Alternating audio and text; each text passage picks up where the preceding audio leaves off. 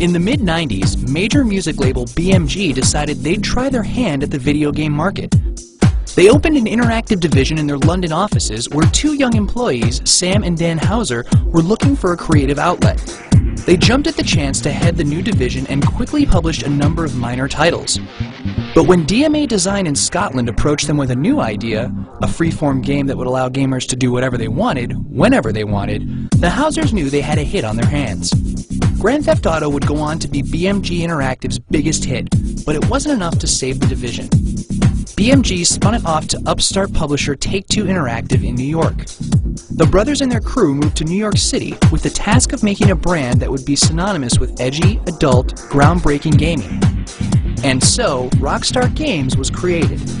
The only question was, could it deliver on the promise of Grand Theft Auto?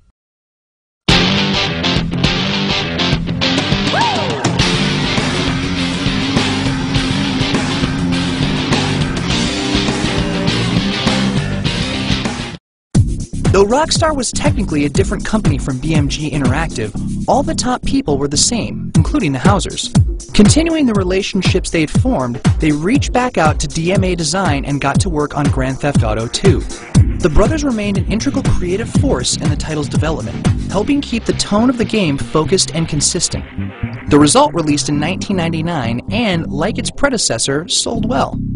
It was largely the same game, though this time around it did feature factional gang warfare that the player could influence any way he wanted. Like GTA 1, GTA 2 ended up selling about 2 million units worldwide.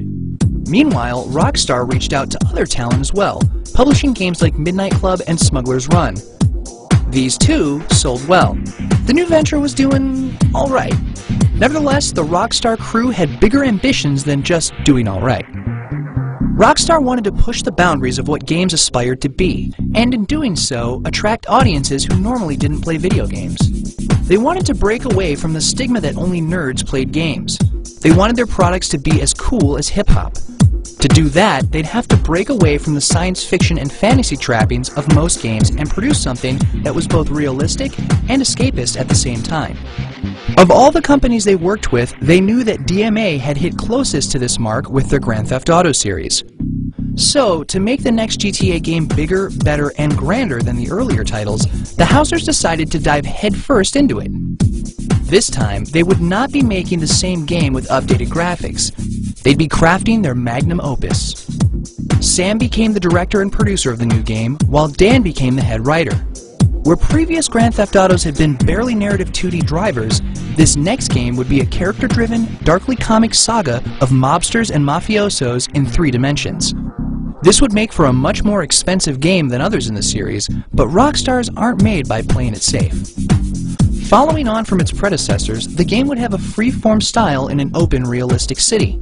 There would be a main story with its own quests, but the gamer could choose to ignore it and go to any of hundreds of side quests, or ignore those too, and just go crazy on his own in one of the largest game worlds ever made. Far from yet another super soldier in space, this character would let gamers feel like an unrestrained street thug in the real world, a guy who could do all the things we'd love to try if only there were no consequences. And in a virtual world, there weren't. The end result was gleefully violent without any sort of moral compass. There was a wanted meter that would go up as the player committed more crimes, but since a high meter only drew more cops with better vehicles, that wasn't really a bad thing. Though the city was realistic, the gameplay was not. The driving mechanic was built more for the fun factor than anything approaching realism, and the quests themselves were more like a hybrid between the seedy underworld and the absurd. This was a world where jacking a police car was commonplace, and jacking a tank was even possible. Now that gives Grand Theft Auto a whole new meaning. It would also be one of the first games to make heavy use of a licensed soundtrack.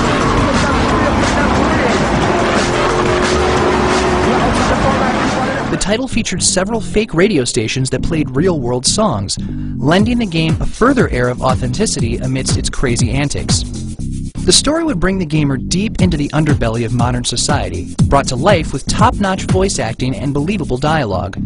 The title dared to deal with adult issues like drugs, prostitution, and organized crime, much heavier fare than other games tried for.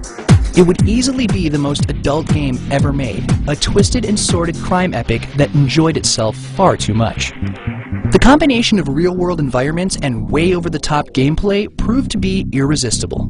Finally, there was a way for gamers to vent all those actions that society didn't allow, from running red lights, to running into cars, to running from the cops, to having the cops run from you. Grand Theft Auto 3 was an instant mega smash upon its release. I'm proud of you, my boy. You kicked the shit out of those grease balls. It was heralded as one of the most groundbreaking games in years, and to this day it is seen as a watershed moment in the art form's history. Its adult content and themes revolutionized how games were perceived, and whole new audiences who had never been interested in geeky video games bought PlayStation 2s to play Grand Theft Auto. Coming so early in the Sony console's release cycle, GTA was a large contributor to the PS2's early lead in the console war, a position it held throughout that entire generation. So strong was GTA's influence that Sony paid Take-Two to keep the franchise PlayStation exclusive, at least for a couple of years. But the popularity came with its own problems. Though there were plenty of other violent games on the market, for whatever reason politicians singled this one out as their new whipping boy. Australia even refused to rate it, effectively banning the title in that country.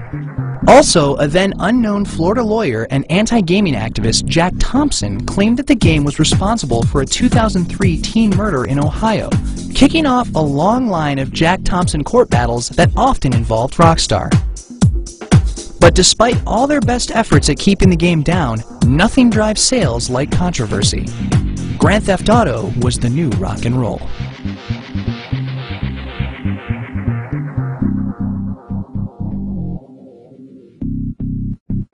Tune in next time to see how Rockstar dealt with life at the top.